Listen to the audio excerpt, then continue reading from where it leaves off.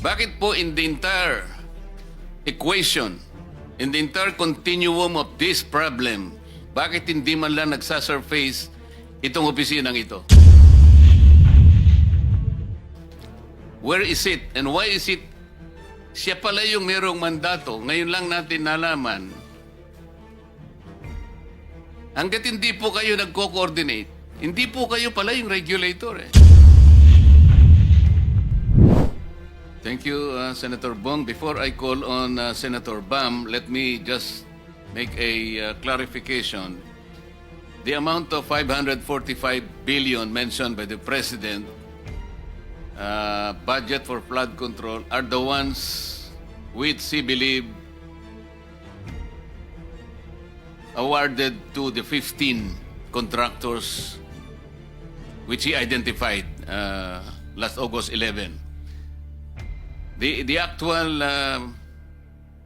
budget for flood control projects between July 2022 up to May 2025, per the report submitted by the Legislative Budget Research and Monitoring Office of the Senate, is 849 billion pesos. That having been clarified, I now call Senator Bam for his opening statement. Maraming salamat, Mr. Chairman. Magandang umaga sa ating lahat. Unang-una, Mr. Chairman, we support the investigation of flood control dito po sa ating bansa. Sabi ko nga nung isang araw, hindi tayo flood control, flood out of control na po yung nangyayari. 1.4 trillion, nabanggit ni Senator Gatchalian, no? In the last 15 years, paiba-iba pa po yung numero, no?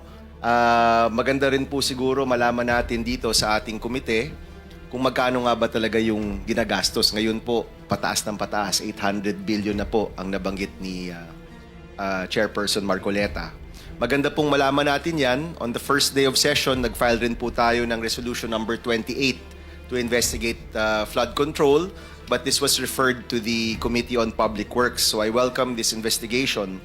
Nung panahon po ng kasagsagan ng habagat, pumunta rin po tayo sa Macabebe, sa Pampanga, at doon po tayo nakiisa sa mga kababayan po natin doon, hanggang tuhod, hanggang bewang, hanggang dibdib, no? Papunta pong Masantol, mula pong Macabebe, pataas ng pataas po yung tubig. Doon po sa kanila, ang sinasabi nila, kami po dito kailangan ng malaking pondo talaga, no? In fact, may JICA project, may Korean project po doon, at malaking proyekto po yun. At yung isang tanong ng mga opisyal po doon, sa mga lugar na talagang flood prone, parang kulang po yung naibibigay. Pero sa mga lugar naman na parang wala namang baha, bakit merong mga flood control? Yun o siguro yung isang magandang malaman po natin. Yung isa pa, yung flood control, ano po ba talagang ibig sabihin nito? Ito ba'y dredging? Ito ba'y pagbuo ng bagong infrastruktura? Ano ba talaga ang ibig sabihin ng flood control para malaman rin po ng taong bayan kung bakit ganyang kalaking pera ang ginagastos ng bansa po natin, kahit yung resulta naman ay parang tuloy-tuloy pa rin yung pagbaha. Nais ko lang pong dagdagan yung binanggit ni Senator Gatchalian pagdating po sa classroom, no? Marami po sa amin sumuporta dun sa hearing on classrooms. Yung kakulungan po sa classroom ay di hamak maliit pa sa flood control budget ng taong ito. Yung sinasabing 50 years to do, 50 years to accomplish, or 5 years to accomplish, sa totoo lang po, mas maliit pa yun kesa sa buong flood control budget ng isang taon. No, Mr. Chairman, yung 350 billion or 500 billion na binibigay sa flood control, mas malaki pa po yun sa kailangan natin sa lahat ng classroom na kakulungan sa ating bansa. Kaya kung dito po sa ating hearing at pagkatapos po nito sa budget ay mabawasan ang mga ghost project o mabawasan yung mga flood control na hindi naman kailangan, ako po sumasang-ayon sa Chairman of Finance na ilagay na lang ito doon po sa ating classrooms na alam nating may makikinabang kaagad. Ito pong habagat, 4,000 ang classroom ayon po sa DepEd ang naapektuhan. 732 ang nawasak, 726 yung major damage, 2,600 yung minor damage. Sa lahat po ng mga classroom na yan, ang pinaka-apektado po ang ating mga kabataan. At siguro po bilang panghuling statement, gusto ko lang pong ulitin, ang lalaki ng mga perang ito. Billion-billion, trillion-trillion, ang lalawak, ang lalaki, pero sa kaduluduluan ng lahat po, pag nababaha, ang pinaka-vulnerable po sa atin, ang pinaka-naapektuhan. Mga magsasaka, mga trabahador, mga workers po natin, mga estudyante, mga kabataan, mga kababayan po natin na kailangang gumising araw-araw, magtrabaho at lusong pa rin sa baha. No? Yan po yung pinaka-apektado dito po sa problema ng baha. Kaya suportado po natin ang komite at ang investigasyon pong ito para malaman natin saan ba talaga napupunta ang bilyones na nakalagay sa flood control budget. Maraming salamat, Mr. Chairman. Thank you, Senator Bam. The last for the opening statement is Senator Amy. Yes, thank you very much. And with apologies to our chairman, inasikaso ko muna yung mga barangay at mukhang ihahabla na naman sa Korte Suprema ang kanilang eleksyon. Ganun pa man, andito ako, pinagpilitan na makahabol. Unang-una, tulad ni ex-secretary Mark Villar, pinagpipilitan ko, alam na ni Secretary Bonoan ito, itong master plan, hindi naman tayo nag-uumpisa sa wala. Kasama po kayo noong 1978 doon sa Metro Manila Flood Control. Alam natin, noong panahon ni GMA, meron na naman, kasama na naman sina Architect Palafox doon sa flood control tungkol naman sa Undoy. Kaya't alam natin na tumataginting pa rin yung Parañaque Spillway at yung mahiwagang dredging ng Laguna de Bay na kahit kailan sa 1.4 trillion na ginagastos natin ay hindi napopondohan. Ang laki ng aking inggit sa iba't ibang bansa na kalapit natin sa climate change efforts nila na pangkalahatan ng Singapore na meron ng barrage, meron pa silang Long Island Plan at meron naman ang Malaysia, ililipat ng buo ang kanilang capital na forever flooding sa Putrajaya, bagong lungsod. Ang Indonesia, talaga naman sikat dahil sa kanilang green infrastructure, ang kanilang community building against climate change, ang kanilang river rechanneling and maintenance. Saan naman yung ating new technology, saan atin ang long-term plan?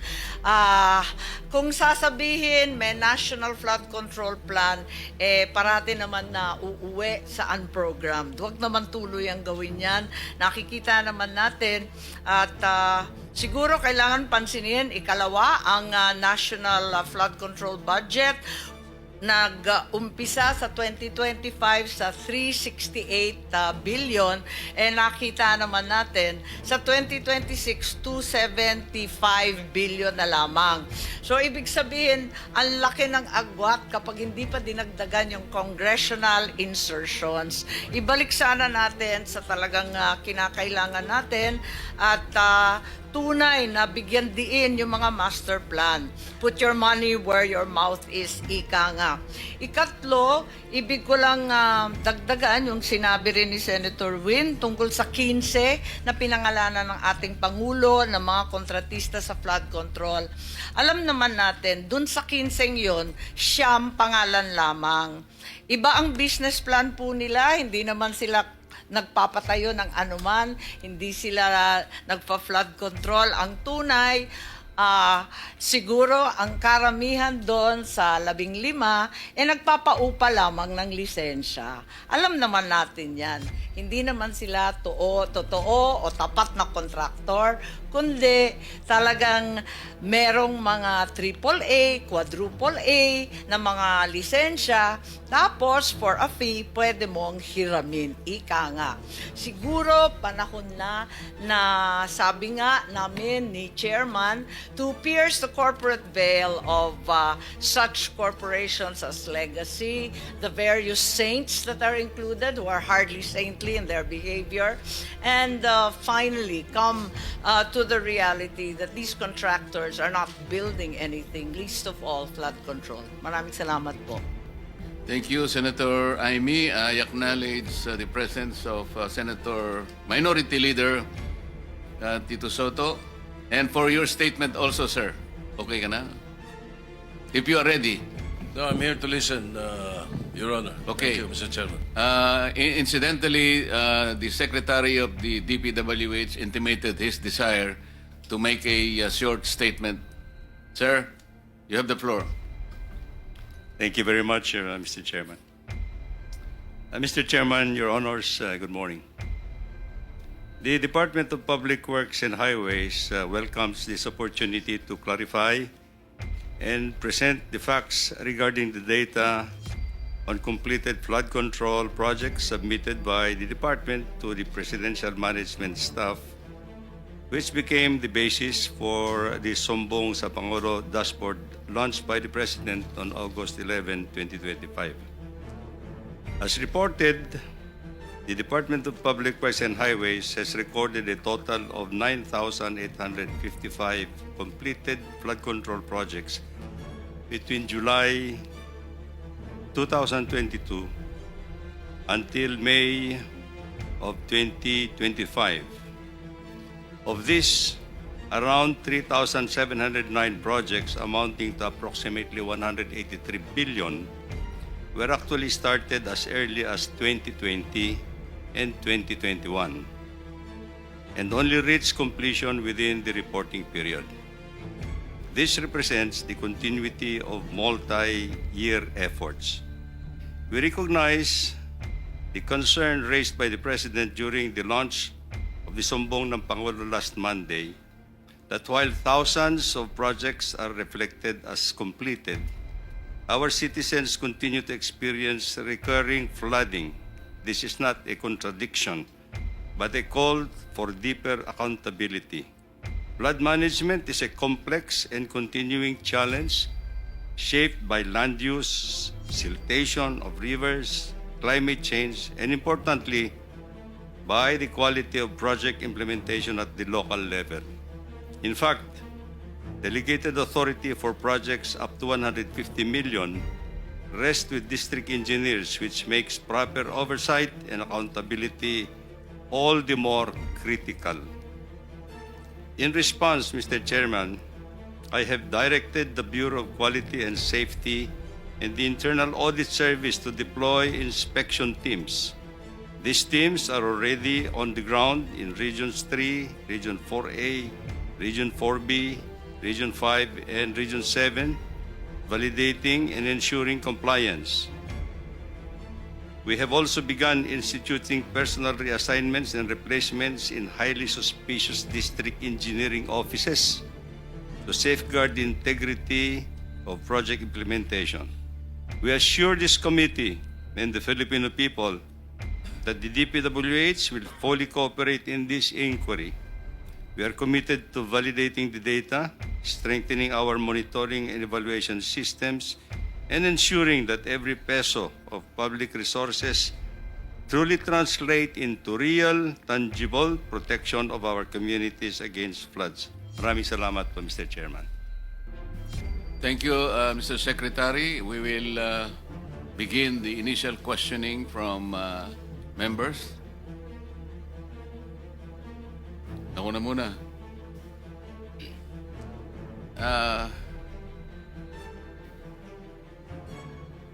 Mr. Secretary,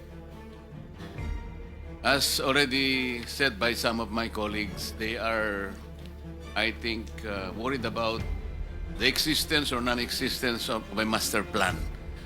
An integrated, comprehensive master plan that will finally solve the problem of flooding in this country. Do we have that? Mr. Chairman, let me qualify. In the Philippines, we have recorded 18 major river basins. 18 major river basins. These are the rivers that would transcend not only in a locality but transcends provinces and regions for that matter. We understand that, We have Mr. 18. Secretary. We understand that. We have 18, Mr. Chair. Even if we have 100 river basins, Yes. until and unless you are able to present a master plan that will integrate Yes. these river basins, you will be going nowhere. That's You correct. will accept that. I accept, Mr. Chairman. Let me begin by asking you, in executing all these flood control projects, did you ever, either your district engineers or regional district offices ever coordinated with The local the River Basin Control Office? Yes, Mr. Chairman. Let me explain a little No, bit. the answer Yes. is, the question is answerable by yes or no. There is a different. Have you ever coordinated with this obscure office called River Basin Control Office? I will explain to you why I'm asking this. It has a very, very significant relation to the subject matter of today's inquiry. Yes, Mr. Chairman. This River Basin Control Office was created by Executive Order 510. Kung nabasa po ninyo ito, sa Section 2, Paragraph B nitong Executive Order na ito pala yung mandato nitong maliit na opisinang ito, which is attached to the DNR. Together with the Department of Public Works and Highways and the National Disaster Coordinating Council, develop a national master plan for flood control by integrating the various existing river basins and developing additional plan for components as needed. Isipin po natin, kaya sabi ko po sa inyo kanina, kahit 100 river basin ang babanggitin nyo sa amin, until and unless they are integrated with one another, which is the mandate of this office, walang mangyayari. Bakit po in the entire equation, in the entire continuum of this problem, bakit hindi man lang nagsasurface itong opisinang ito? Where is it? And why is it? Siya pala yung merong mandato. Ngayon lang natin nalaman. Hanggat hindi po kayo nagko-coordinate, hindi po kayo pala yung regulator eh. Meron pang isang executive order number 816. Sabi po niya rito, referring again to the River Basin Control Office. Whereas, sabi niya, the integration and harmonization of various government mandates and resources. Kasama na po kayong lahat dyan. In the provision of safe and clean water supply and effective flood control management for the entire country is emphasized in the medium-term development plan. Ang laki pala ng mandato nitong opisinang ito. Eh bakit po,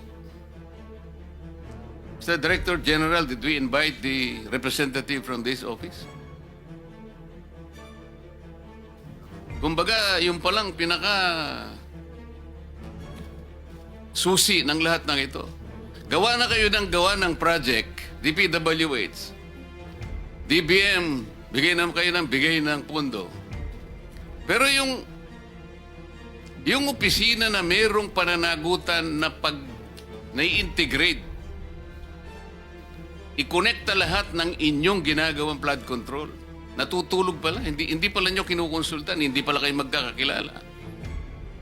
So talaga pong walang mangyayari sa lahat ng project. Dito po, matibay na po ang kawalan po ninyo ng coordination dito.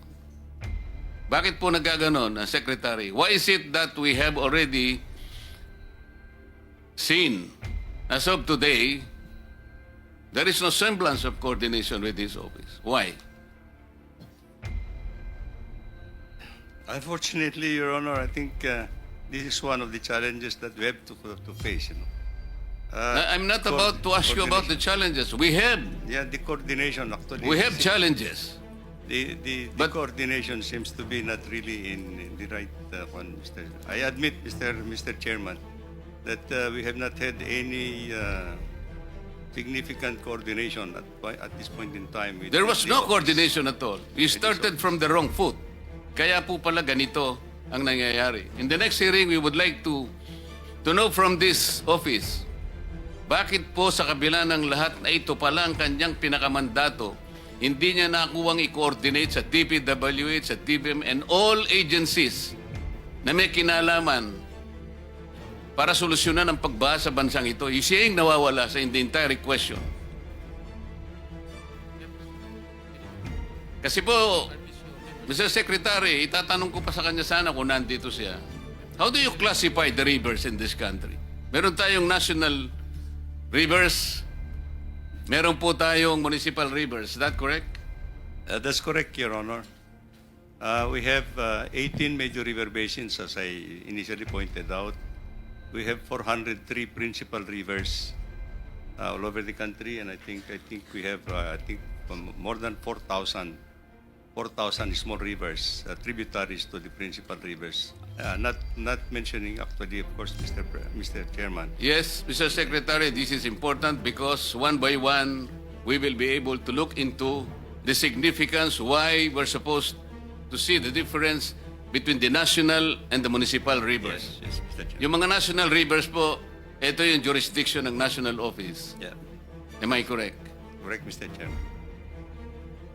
Yung municipal rivers, ano po ang, di ba LGU ito? That's correct, Mr. Chairman. Ngayon, ito po yung pinanggagalingan ng katakot-takot na corruption. I will tell you, palagay ko, alam mo na rin naman ito. Kung minsan po, at pangkaraniwan, hindi lang minsan, pangmaramihan na to. Para sa ganon, makakuha sila ng project. Kasi wala namang project ang LGU. Wala siyang pondo eh.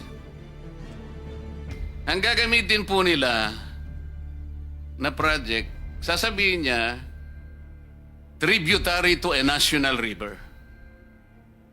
Kasi pag ginamit mo na tributary siya sa national river, kinukonekta mo siya doon eh. Makakakuha siya ng pondo eh. Tama po o hindi? Opo, Mr. Chairman.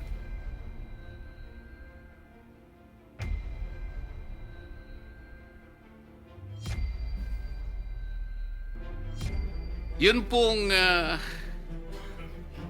there are two kinds of flood control projects. One, those with feasibility studies. Tama po. Tama po, Mr. And Chairman. those without feasibility studies. Tama rin po, Mr. Chairman. Dito po sa may feasibility studies, Mr. Chair, Mr. Secretary, yung request for funding normally comes from the Unified Program Management Office, Flood Control Management Cluster, UPMO, FCMC. That's correct? Correct, Mr. Chairman, yes. The amount of the project is more than the jurisdiction of regional directors. Hence, public bidding is in the central office. That's correct. That's correct, Mr. Chairman. Most of this funding are ODA funds, That- usually from the ADB. From various lending institutions, Mr. Chairman, not only with ADB. Yes. Correct, Mr. Chairman. Marami, but usually ADB din pinanggagalingan. di ba? UPMO is headed by Yusek Emil Sadain. Yes, Mr. Chairman. Yes, sir. Thank you for your presence. FCMC is now headed by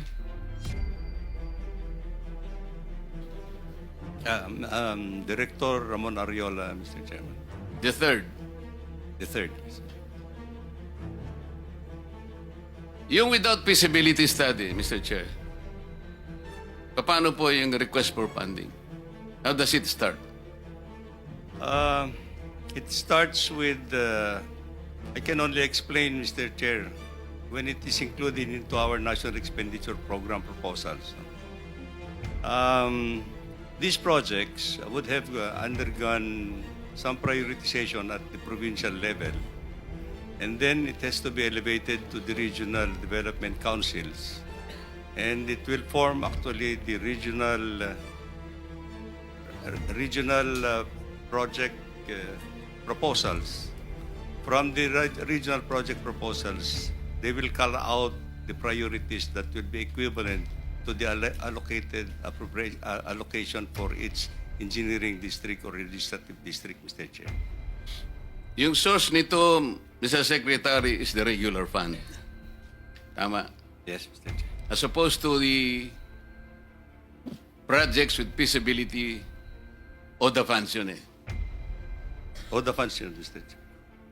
Ang basis ninyo sa request for funding is Department Order Number what? Department Order Number 23, Series of 2015. Am I correct? You're correct, Mr. Chair.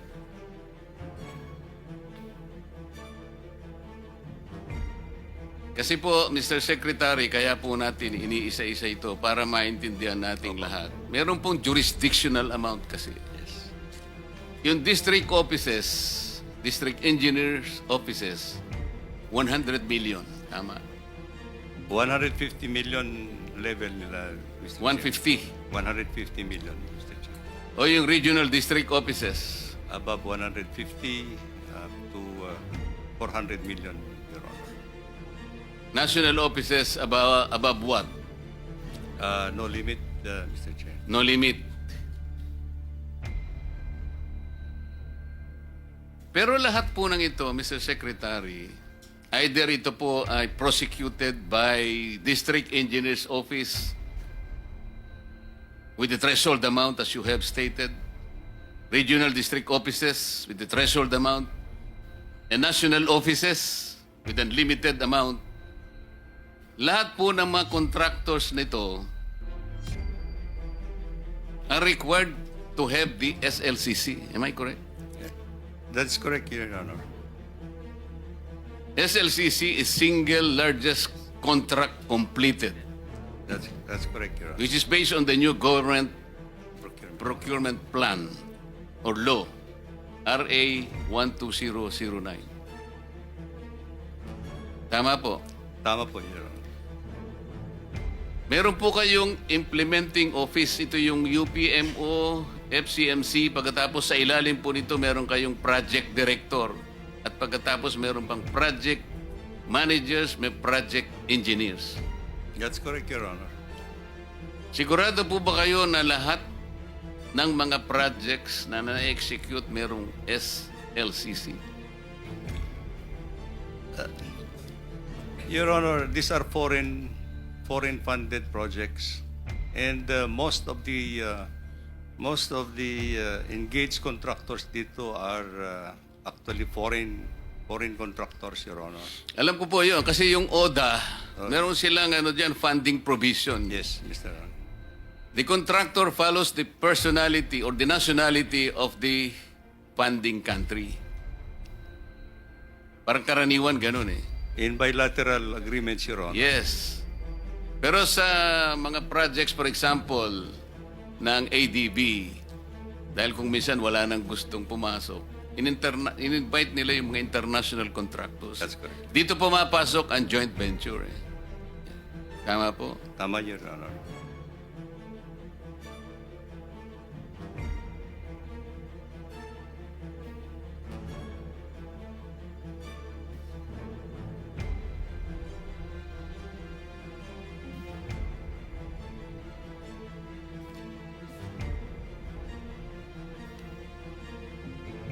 Paano po natin namomonitor yung mga joint ventures na kasi para magkaroon lang siya ng SLCC, kung makikipag-joint venture siya sa isang, let's say, Chinese contractor. Pero hindi yung Chinese ang gagawa. Ang gagawa yung local. Nangyayari po ba ito?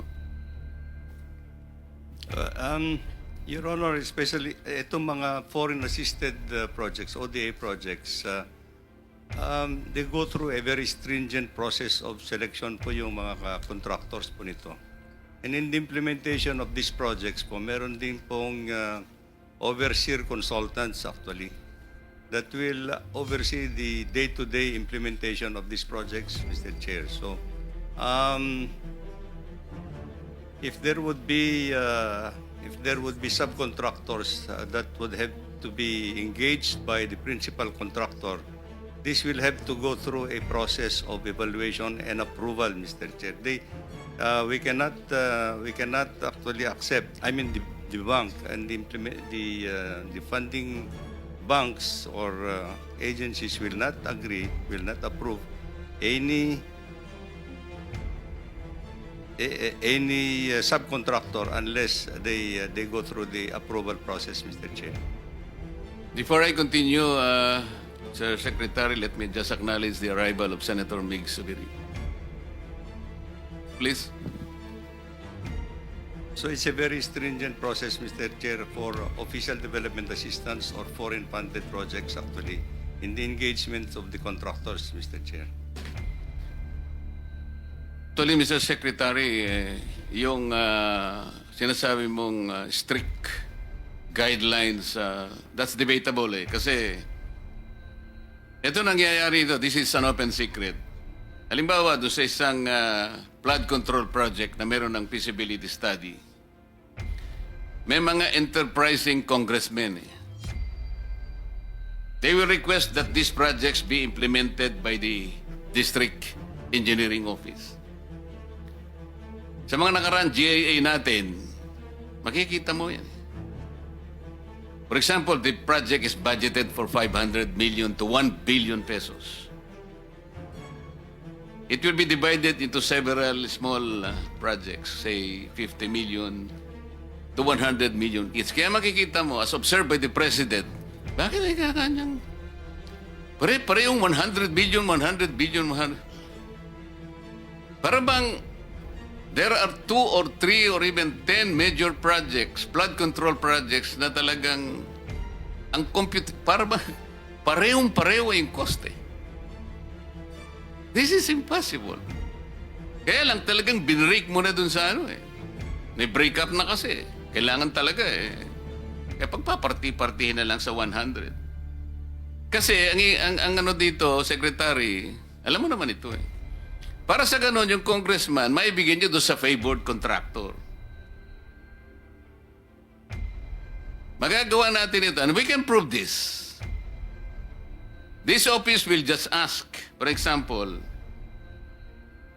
from the Office of the Undersecretary for Planning and PPP Services, Yusek Cabral yata ito, sir. Your Honor, yes. Kapag ni-request po ng Blue Ribbon Committee, sino-sino yung katakot-takot na mga congressmen na palagi na lang nagre-request ng funding sa nature. Dito po lalabas lahat ito. Makikita po namin. And I'm sure the office will cooperate with the Blue Ribbon Committee. Dito po makikita natin yung napakahilig mag-request ng funding. Tama po ako, hindi? Tama po, Your Honor. Yun pong bidding. Pero baka gusto na magtanong muna yung mga kasama ko po, mag-sip muna ako sa kanila. Anybody who would like to? Senator Jinggoy. Thank you. Galingan mo, Senator Jinggoy, ha? Thank you, Mr. Chair. Is si Miss Cabral ba nandito? Was she invited? Was she invited by this committee? Maybe we can invite her in the next Hindi, hearing. nandito naman ng pinaka-boss, si Secretary. But I would like to ask some Mas gusto mo siyang makita kaysa Secretary. Hindi naman. Anyway, Mr. Secretary, wag na tayo magpaligoy-ligoy pa. Kung hindi pa binulgar ni Pangulong Marcos itong mga anomalya na nangyari dito sa mga flood control projects, hindi nyo ba iimbestigan ito?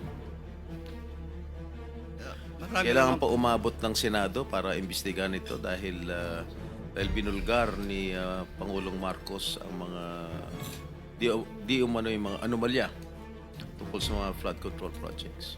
Hindi naman po siguro, I think, Your Honor, I think this is a routine process naman ng department that every project that we complete must have to undergo a quick, it has to undergo a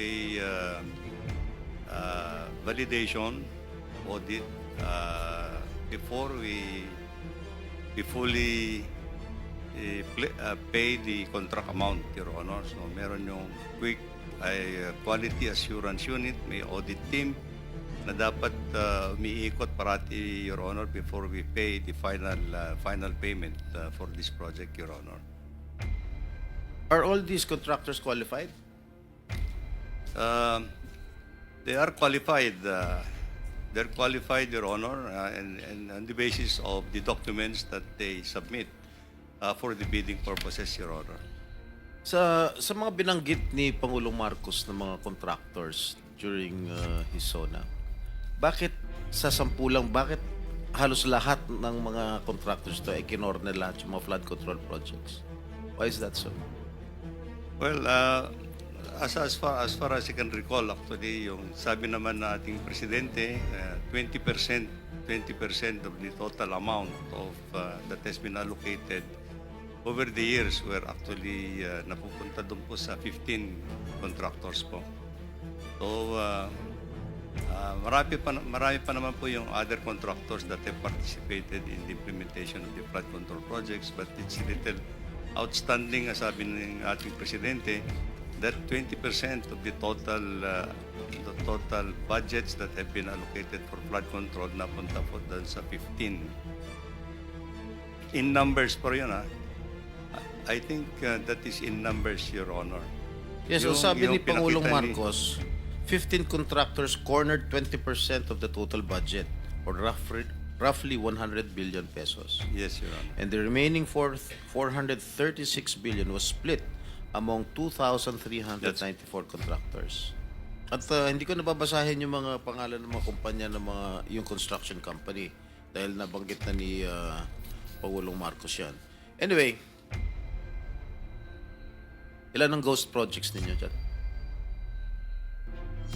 This is on the process of validation, Your Honor. This is in But the you still process- believe that there are ghost projects there? Or I there think so, were Your ghost projects? In all candidness, Your Honor, I think so. You think so? Yes. Saan yan? Well, as I said, as I mentioned in my statement, there are district offices that we are trying to continue the validation of some of the projects, Your Honor. Let me just point out, Your Honor, that many of these projects also, many of the other projects that I have mentioned, some of these projects were also implemented in 2021, 2022. Sige. Kailan nyo pa nalaman na may mga ghost projects? Since you assumed office, Mr. Secretary? Or just lately? Just lately, Your Honor, and unfortunately... So ibig sabihin, when did you assume as Secretary when President Marcos appointed you? Yes, Your Honor. 2022? Yes, All Your right. Honor. So you believe in 2022, 2023, 2024, walang ghost project? Well, Your Honor, at the central office, we are relying actually on our project monitoring information that comes to us actually, unless it's going to be validated actually and field. So you said siguro merong mga ghost projects. Who informed you na merong mga ghost projects? Well, there are already informations that are coming up. Yes. Who in particular informed you that there are There are ghost people in the projects? department actually that are... That, And how do they know that na merong mga ghost projects? Well, there are people actually who can actually certify, Your Honor, and these are the projects that we are now intensively validating actually. Okay, Your Honor. my office received reports that there are ghost projects in the municipalities of Kalumpit, Malolos, and Hagonoy in the province of Bulacan. Can you confirm this? Yes, Your Honor. That's true. Well, this is the information that we have received, Your Honor. And the contractor, allegedly, Wow Builders, correct? That's correct, Your Honor. And SYMS Construction. Am I correct? I don't recall that name, Your Honor. But Who is the owner of Wow Builders? Is he here? Is he present here?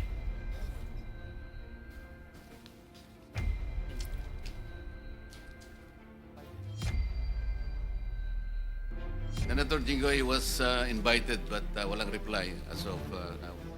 May I know who is the legitimate owner of this construction company? Mark Alan Arevalo. Alan Arevalo. All right. I think the committee already will issue a subpoena. All right. So, sa akin palagay, itong mga ghost projects na nabulgar na ngayon, siguro inaayos na nila. Tama? Para hindi malata na ghost. And I don't think that they will have that capability anymore, Your Honor, because I think if these were ghost projects in the first place, they would not have delivered the time actually to do anything at this point in time.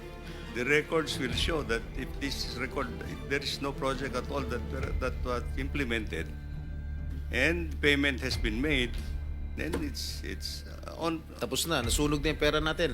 That's actually. Alright, magkano ang anomaly. in-award dito sa sa Wawaw? Wawaw Builders. I don't have the figure right now, Mr. Chair, but I think it's predominantly. No. Meron mga figures dyan. Huwag niyo ako lulukoyin dito. Labas niyo kung magkano yung in-award nito sa Wawaw Builders. Mga ghost projects. You'll wait for it.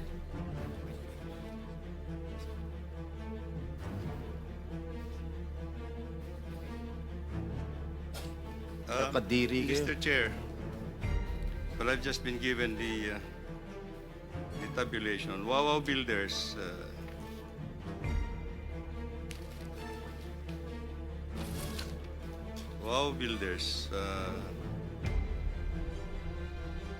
the number of projects, the total projects, total cost of the projects that have been implemented is 9 billion.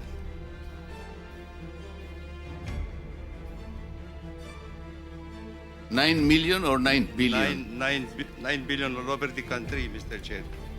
But let me just point out, in Bulacan alone, Wawaw Builders had 85 projects amounting to 5,971,811,000. In Bulacan alone. What about the three municipalities that I mentioned?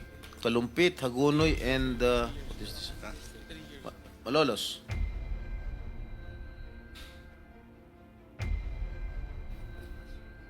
This is for Bulacan First Engineering District Office, Your Honor. Ito bang, I'm not familiar, no? Ito bang Kalumpit, Malolos, Hagunoy falls under the first Yes, Your Bulacan Honor. district? Ha? Yes. Alright. So magkano? Yung sa Wawaw? 5,971,811,605. In Bulacan alone? In Bulacan First Engineering District, Your Honor. So yung 5 billion na in-award sa Wawaw Builders para sa province Bulacan First are Engineering. all ghost projects. Correct? Hindi Secretary, naman, Your Honor. for the record, the total is 9 billion. That is nationwide. Nationwide. Nationwide, Your Honor. Pero Pero lahat 5 yun, billion ghost na projects. Your Honor. So, Ghost projects lahat. No po. So ang ghost project lang na sinasabi mo, sa Bulacan lang. There seems to be some ghost projects actually as reported, Your Honor. Are you investigating this right Yes, now? Your Honor. We're investigating it. What is the status of your investigation? They will be coming up with their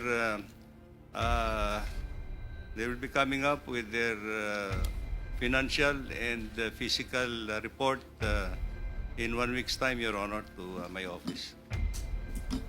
Mr. Chairman, with the permission of Senator Jingo Estrada, Yes. it's connected to his question.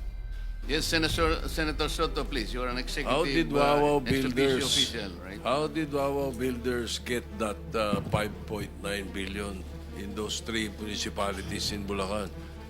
How did they get that? Who inserted that into the budget of DPWH? Let me just clarify a little bit, Mr. Chairman. The amount that I have mentioned is actually for 4 years, up to fiscal year 2025. It started in 2022, 2023, 2024, and 2025, Your Honor. Let's clear that, Mr. Secretary. The 9-point-something billion is for 4 years? 5.9 for Wawaw, Your Honor. No, the total for 4 years is 9-something billion. Yes, Your Honor. And the 5-something billion ghost project is in Bulacan alone. Not totally ghost project, Your Honor. I'm not saying it's the totally ghost project, but the total amount of project that 85 projects that he has implemented during the 4-year period amounts to 5,971,000,000, Your Honor. So, Senator Jingo, you're finished already? Dito pa. Are you going to interject, Bob? You want to interject? Okay. Tapos ka na, Senator Tito? No, I did not get an answer, Mr. President, Mr. Chairman. 2025 na lang. 2025, how much, Wawa Builders? Para mas madali niyong ma-identify. 2025, Your Honor, he has 5 projects in that engineering district amounting to 435,710,913 pesos.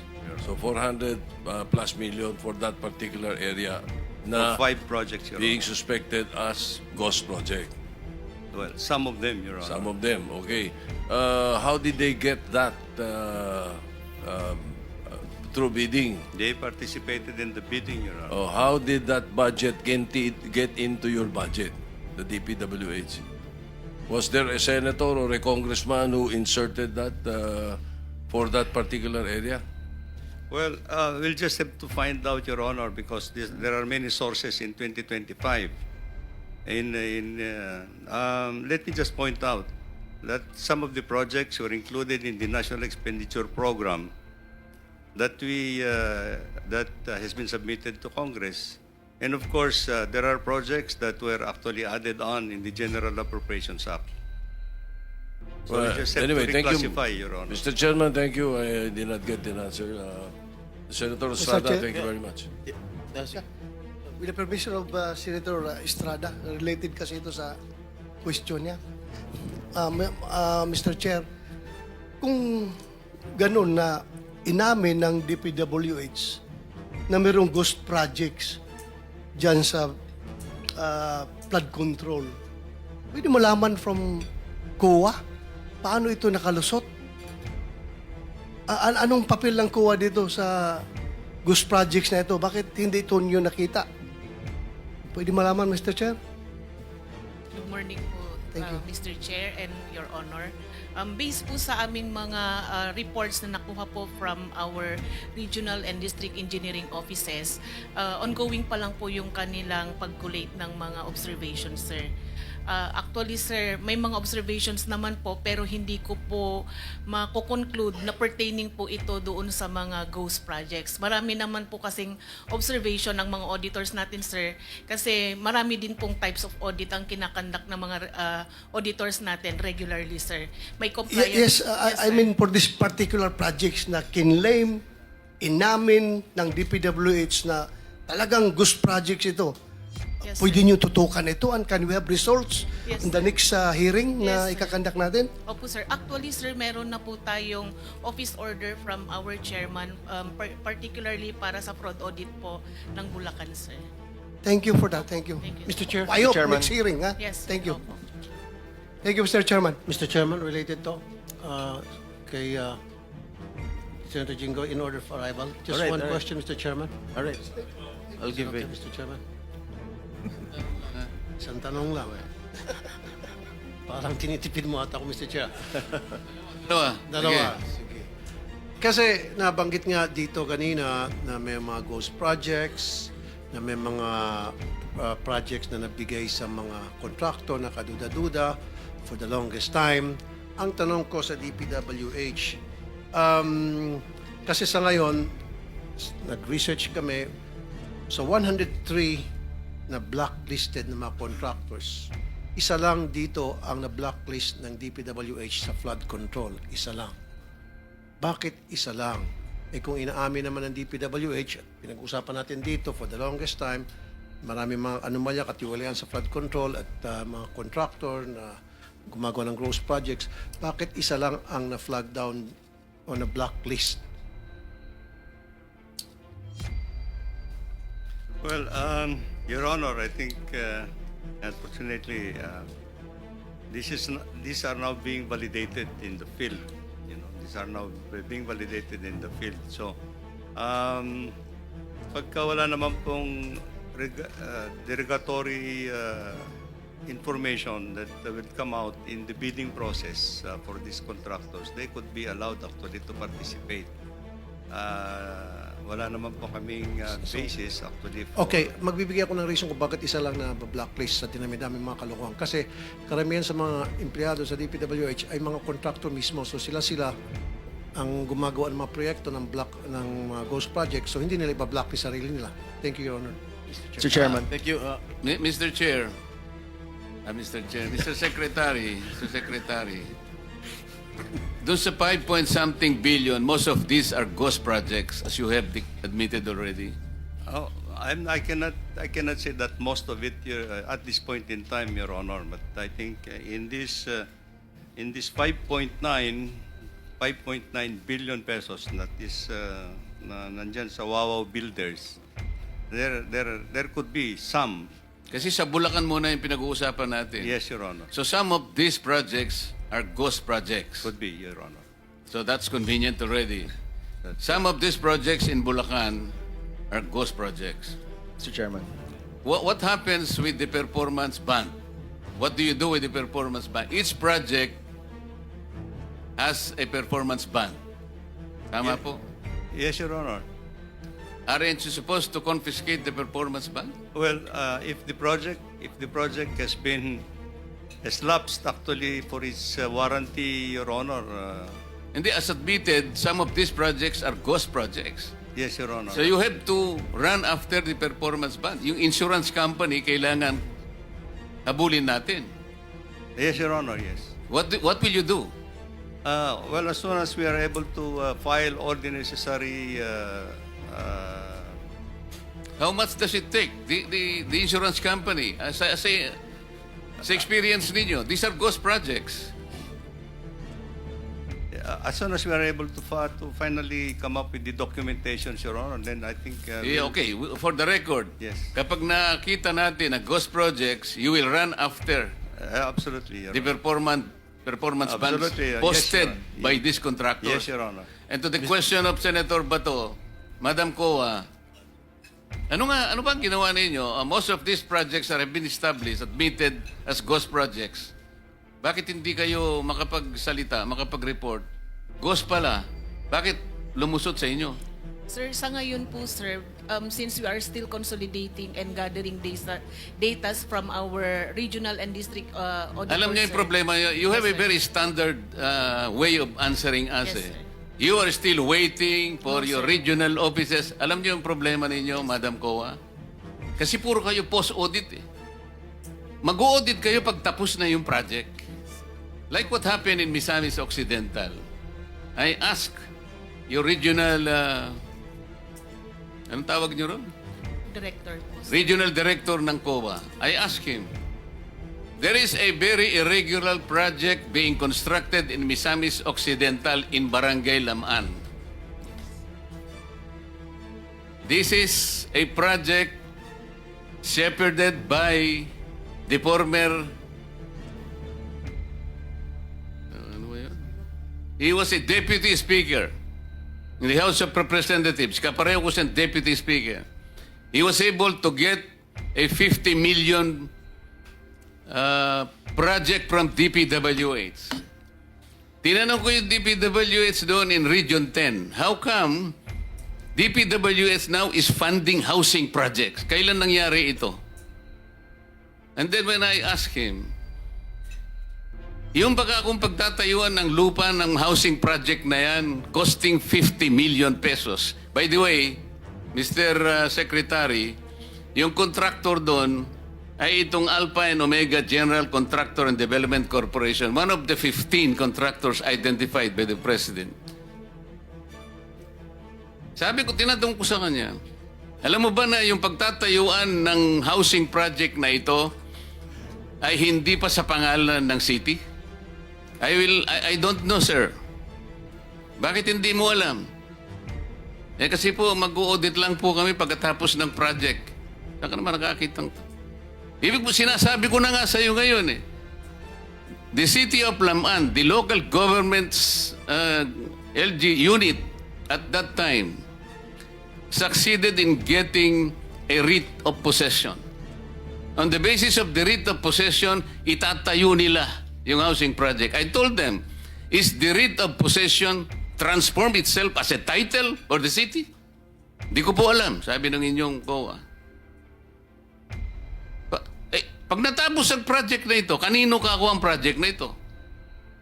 Hindi ko po alam. Ito po yung nangyayari ngayon. Ito na naman pong Alpha and Omega General Contractors and Development. Ginamit lang po yung lisensya niya, Mr. Secretary. Alam mo niyo kung sino yung gumawa doon? Yung mismong gobernador ngayon na mayroong isang construction company. I hope he is listening. At sasabihin ko sa kanya ngayon, hindi pa ako tapos sa'yo. Mr. Chairman. Mr. Chairman. Let me continue with the... Mr. Chairman, Mr. Chairman, Mr. Chair, you still have the Sandali floor, lang. Mr. Chair. Kasi po, just a clarification, Mr. Chairman, kasi taga Region 10 ako. yes, sir. So, Sabihin hindi ko lang naman ito taga na Bukidnon yun, Mr. Chairman. Hindi Bukidnon yun. Yung Project na yun ay hindi sa Bukidnon. Misamis yun? Occidental ito eh. Misamis. Laman, Laman. Okay. O, malayo yung Bukidnon. Thank you for the Senator. clarification, sir. Mr. Chairman, connected to So, the... Senator Soto, okay ka na? Tapos ka na po kayo? Kasi kayo yung mga may priority Ako hindi muna pa. magtanong. And then, Senator Villanueva, wala na siya rito. Senator De La Rosa, okay ka na? And then, now, I will call, pwede ba? I'm not yet through, Mr. Chair. Only one question. Nasa akin pa yung floor, Mr. Chair. Paano mo nalaman sa iyo pa ang floor? Pare sila singit na singit eh. Pinasisingit mo kasi. Wag ka na magpasingit. You continue. Okay, thank you, Mr. Chair. Okay, Mr. Secretary. Once proven that these are ghost projects, what action are you going to take? We will file all the necessary charges, Your Honor. And ghost projects, actually, sabi ko nga, anybody who is involved in the implementation of that kind of a project has to be answerable. Your Pagkatapos na mawala yung pera natin, nawala yung pera ng gobyerno. Honor. Well, unfortunately, Your Honor, this is... Ito bang mga these municipalities that have mentioned, nabayaran na ba yung itong Wawaw builders? Bayad na ba? Please check your yung mga projects na na-complete, Mr. Yung mga projects that have been filed, palagay ko na nabayaran na po lahat to. So, Except when will for- we expect your investigation to finish? Probably in a couple of weeks or next week, Your Honor, we just have... And who is in charge of inspecting the quality control in the province of Bulacan? Right now, Your Honor, I have relieved the entire district office. Oh. I have relieved the Yes. entire district office and the Assuming regional... that you have relieved all your officials, who is this person who is in charge of inspecting the quality control in Bulacan before you relieve them?